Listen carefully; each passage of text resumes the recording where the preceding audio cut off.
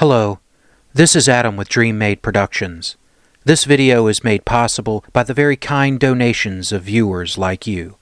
Thank you.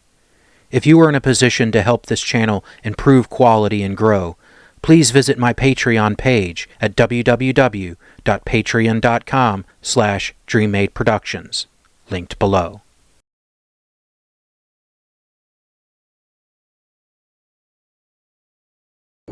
It is the 31st century, and mankind is once again at war. The battlefields of the future are dominated by huge robotic war machines known as battlemechs. By 3016, the Wolf's Dragoons had become something of a legend in the inner sphere. Appearing out of nowhere, the mercenaries had made a name for themselves in many ways. From their mysterious origins, their use of rare or even unheard of battlemechs, to their willingness, even eagerness, to work for any of the great houses. Within their organization, several subgroups gained reputation even beyond that of their parent organization. Zeta Battalion was one such subgroup, second in fame only to Natasha Karinsky's Black Widow Company. Zeta quickly became Jamie Wolf's problem solvers, ever eager to pit themselves against the most dug-in and determined foe. Wolf assigned the unit's commander the rank of colonel, despite such a rank normally commanding much larger forces. One reason for this was the turnover rate of Zeta commanding officers. In the unit's first 14 years, it saw 3 commanders killed in action. In return, the unit enjoyed many advantages. First, the unit employed much of the Dragoons' obscure technology. Mechs such as the Annihilator, Shogun, Imp, Hoplite, Firefly, Marauder II, among others rare or unknown to the rest of the universe, were common to Zeta lances. Between the intimidation of facing unknown mechs, as well as the fierce, nearly suicidal fighting style of the Zeta Battalion, caused some foes to surrender without firing a shot. In 3016, Colonel Mary Terrell's Zeta Battalion was in the employment of House Merrick. The Zetas would be tasked with a raid in force on the planet of Dixie. To join the mercenaries, the Free Worlds League sent along a battalion of the 1st Regulan Hussars, the Rippers Reavers. The two forces landed in and around the planet's capital city of New Wichita. Attacking military and infrastructure targets, the Dragoon techs and engineers began loading their overlord dropship with all the war materials they could seize. Local militia and planetary defense forces counterattacked from the city, attempting to prevent the raiders from loading their dropship. The Zetas deployed in a defensive line, easily pushing them back. The raid was going as planned until reports came in of forces approaching from the north. The 6th Donegal Guards had arrived and deployed a full Lyran assault company, supported by local units. Worse yet, they were quickly approaching the Dragoons' exposed flank. The Rippers Reavers moved to quickly engage the assault company in a no-holds-barred slug match, buying the Dragoons time to finish loading the valuable supplies. Despite their best attempts, the lightest lance in the assault company, Strike Lance, managed to bypass the Reavers and make it into the city. These heavy and assault mechs combined with the light militia forces threatened to roll up Zeta's defensive line. Colonel Terrell and her second-in-command, Major Samson Pollock, set out to personally reinforce the previously quiet north end of the Zeta line. The 2 command officers would join up with Corporal K and Air Defense Specialist Lieutenant Franklin in an attempt to push back the approaching Lyrans.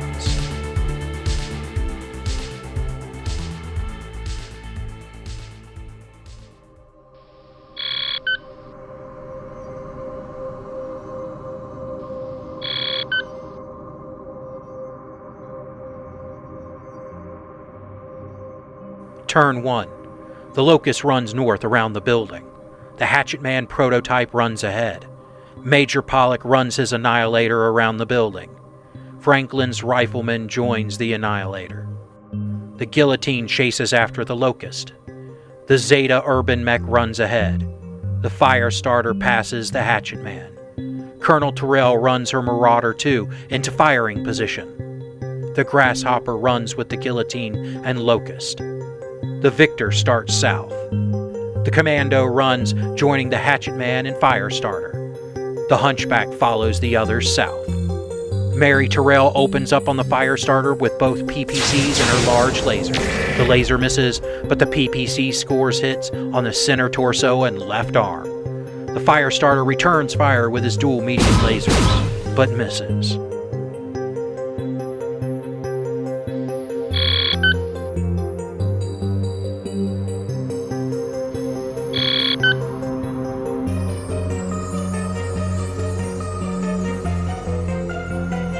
Turn 2. The Firestarter runs ahead and north.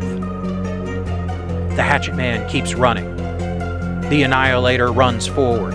Colonel Terrell holds position, concentrating on her aim. The Grasshopper starts south, along with the Victor. The Commando moves north. The Zeta Urban Mech backs up. The Hunchback keeps running ahead. Lieutenant Franklin moves north to intercept the approaching lighter units. The Guillotine continues to run. The Locust races ahead, trying to get to the Dragoons. Terrell opens up on the Hunchback, one of her PPCs hitting the mech's left arm. The Urban Mech fires his AC-10 at the Locust. The heap rounds miss. The Firestarter fires on the Annihilator. One of his medium lasers scores a hit on the right torso. The Hatchet Man fires on the massive Annihilator with his autocannon and both medium lasers. One of the lasers hitting the Assault Mech's left torso. Major Pollock returns fire on the Hatchet Man with all 4 of his autocannons and a medium laser. Streams of autocannon rounds damaging the smaller mech's left leg and right arm. The Rifleman fires on the Locust with both AC-5s and dual medium lasers. The AC-5 rounds blowing through the left arm, destroying the SRM-2 there. The Locust returns fire with his remaining weapons. The laser misses, but one of the SRMs explode against the Rifleman's right arm.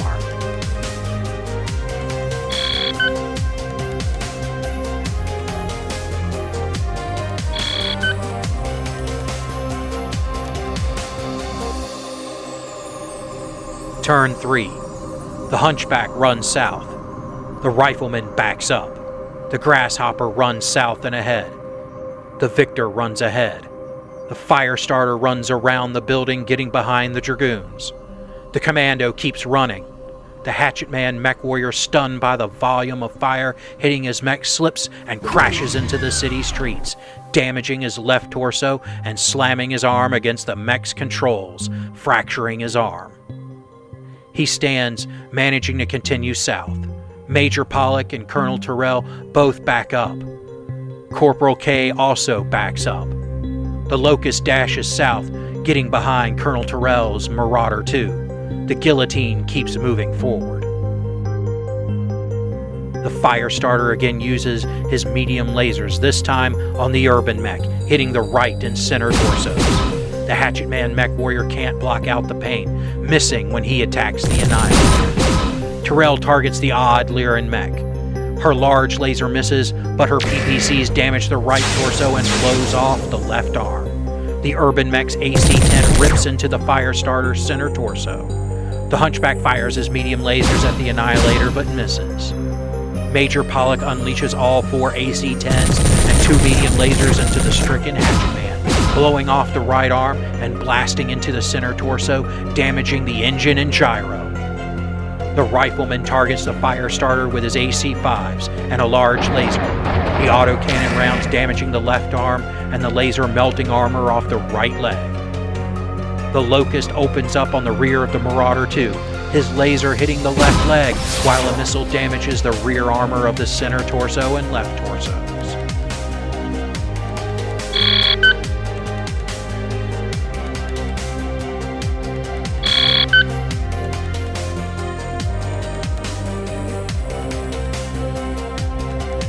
Turn 4.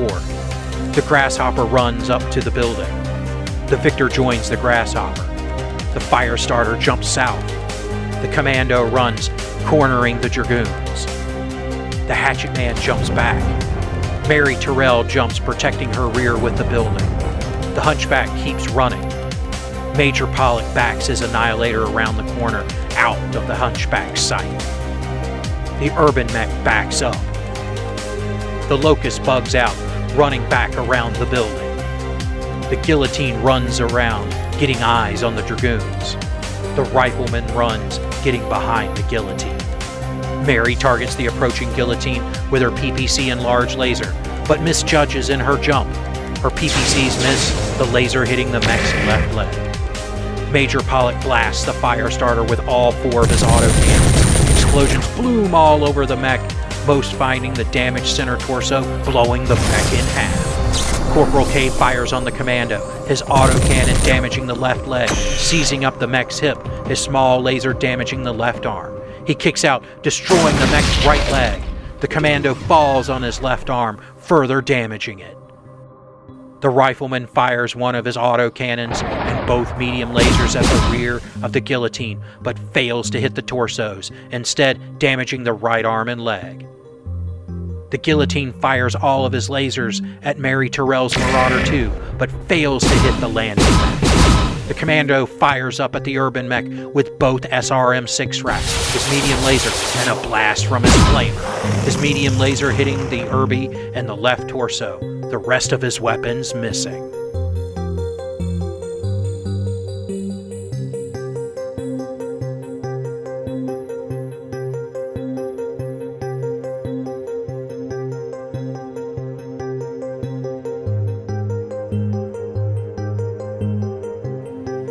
Turn 5. The Grasshopper leaps over the building. Mary Terrell jumps her Marauder 2 south, joining in the melee against the Grasshopper. The Victor follows the Grasshopper over the building. The Commando Mech Warrior ejects. The Hatchet Man jumps back. Corporal K follows his commander and jumping south. The Rifleman takes cover between the skyscrapers. The Hunchback walks ahead, joining the big melee. The Locust runs after the Rifleman. The Guillotine jumps south. The Annihilator backs around the building, getting behind the Hunchback. The Grasshopper opens fire on the Annihilator with his large laser and 3 of his medium lasers. The large laser hitting the left arm, while the mediums damage the center torso and right arm. Mary Terrell fires her large laser at the landing Grasshopper, but misses. She swings out with both weapon pods. One punch misses, but the other damages the Grasshopper's right arm. The Rifleman fires a large laser and dual mediums at the Locust. The large laser damaging the right torso, while the mediums hit the center torso and left arm. He punches out with his other arm, but misses. The Locust replies with his medium laser and SRM-2, damaging the right torso and right leg. He kicks out, also hitting with right leg. The Victor and Hunchback open up on the Marauder 2 with their AC-20s and medium lasers, the Marauder disappearing in a palisade of heap rounds and laser fire. When the explosions clear, the assault mech tumbles, its center torso damaged, and its head reduced to less than ruins. Corporal K fires his AC-10 on the Grasshopper, but in his shock he misses. Enraged at his colonel's death, Major Pollock fires his full arsenal at the rear of the Hunchback. The Lyran Mech Warrior gets no time to celebrate, as the AC-10 rounds and lasers chew up his right arm, head, and rear left torso, the explosions finding his autocannon ammo bin, blowing his mech to pieces. The Guillotine fires on the Urban Mech with his quad medium lasers, blowing off the tiny mech's right arm and torso.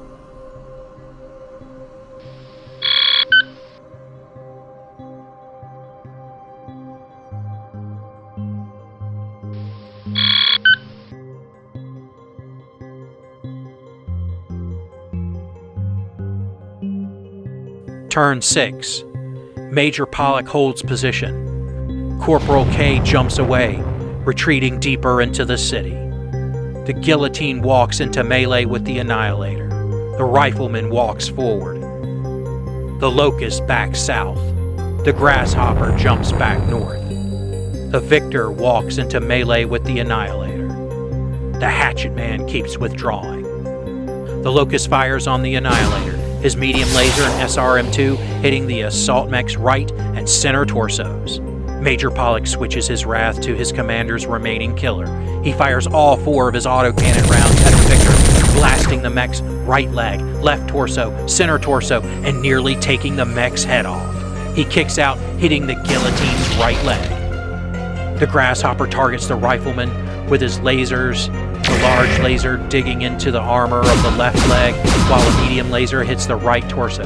He kicks out, hitting the right leg. The Guillotine Alpha strikes the Annihilator. The large laser misses, but medium lasers and SRMs pepper the mech. He kicks out, hitting the assault mech's left leg. The Victor mech warrior, injured but alive, also Alpha strikes the strange Zeta assault mech. The AC-20 rounds blowing out the AC-10 and the right torso, while his lasers and missiles also damage the side torsos. He kicks out, hitting the right leg. The rifleman replies by firing on the victor with his AC-5s, hitting the Lyran assault mech in the right leg and rear right torso. But the armor holds.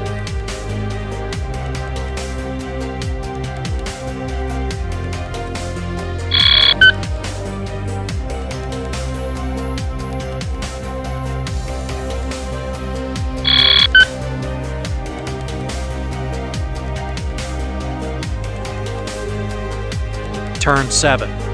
The Grasshopper backs up. The Guillotine stays in the melee. The Locust runs behind the rifleman. The Hatchet Man safely withdraws. Major Pollock backs away from the Lyrans, trying to keep up his fire. The Victor mech warrior sees an opening and jumps behind the Annihilator. The rifleman holds position. The Guillotine again Alpha strikes the Annihilator, his lasers blowing out heat sinks and the right and left torsos, one laser finding the Annihilator's ammo bin. While almost empty, the large explosion is enough to blow out most of the remaining internal structure, triggering Major Pollock's ejection system. The rifleman flips arms, firing his large laser at the Locust behind him, but misses. The Grasshopper again fires on the rifleman with his lasers, his large laser damaging the right arm, while his medium lasers damage the right torso and left arm. The Locust replies with his medium laser and SRM-2. The laser misses, but a missile catches the rear right torso. He kicks out, hitting the left leg.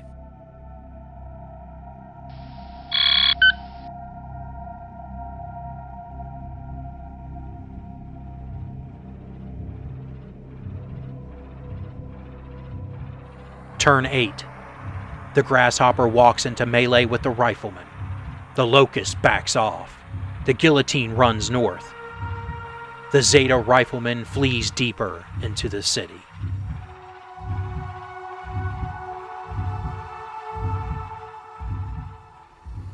Aftermath. On Dixie, Zeta Battalion would lose their most recent commanding officer. Colonel Mary Terrell had carried on the aggressive, very possibly reckless tactics ingrained in the unit by her commander, Colonel Frank Wells. She would meet her end on Dixie when she failed to eject in time to avoid her mech taking salvos of AC-20 fire, some of the assault heap rounds finding her mech's head. Her sacrifice was not in vain. Mauled by the single lance of Dragoons, the Lyran lances fell back, giving the Dragoons time to reinforce their flank. Mary Terrell was not the only one to earn honor on Dixie. The Rippers Reavers, mostly medium mechs, ground the 6th Donegal Guards Assault Company to a halt. The Reavers threw themselves at the assault mechs in wave after wave of hit-and-run attacks, chipping away at the assault mechs until they were forced to withdraw.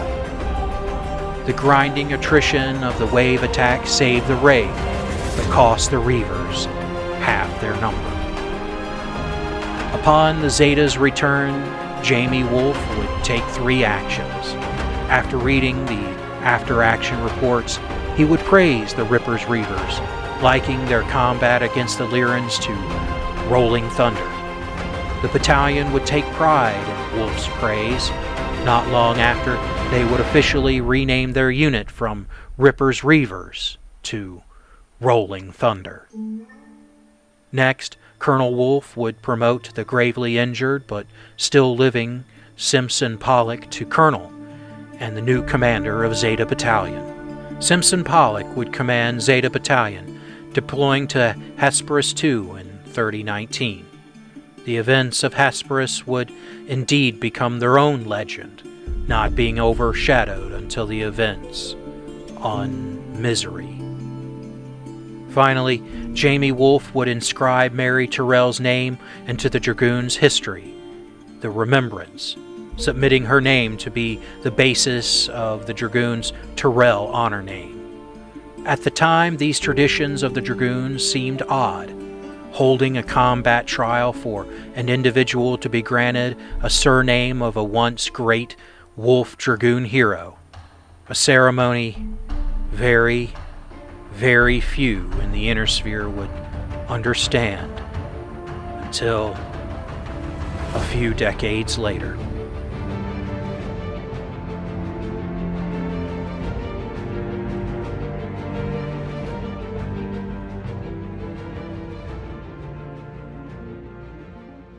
Hello, this is Adam with Dream Made Productions.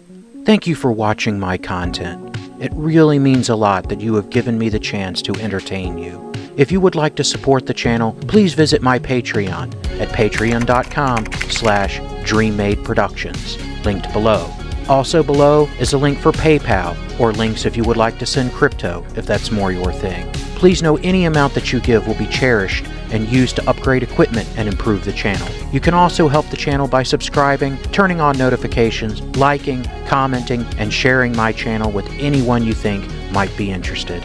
Thank you again for watching, and I hope you enjoy the battle reps that are to come.